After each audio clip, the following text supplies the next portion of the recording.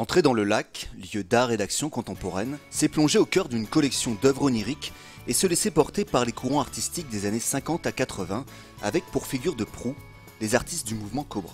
Nous nous dirigeons vers Carel Apple Circus, l'œuvre phare du lac, qui est la seule œuvre d'ailleurs qui est tout le temps présentée au lac. 17 sculptures de relief, des personnages complètement fantastiques. Et puis au cœur de ce cirque, la sculpture la plus importante, un trompettiste.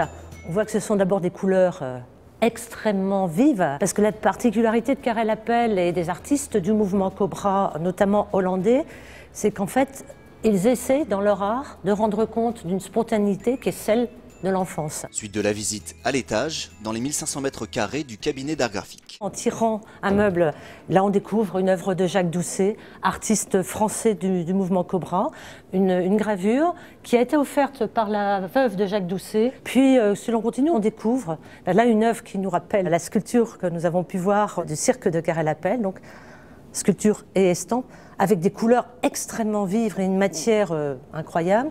Et puis, normalement, les dessins, on ne les voit pas parce que c'est extrêmement fragile à la lumière. Donc, ces meubles que l'on ouvre et que l'on referme nous permettent de les rendre disponibles quasiment en permanence, comme ici une œuvre de Juan Miro. Donc, ce n'est pas une visite qu'on vous impose, mais c'est une visite que chacun fait à son gré. On a encore cette sensation de liberté si importante pour nous.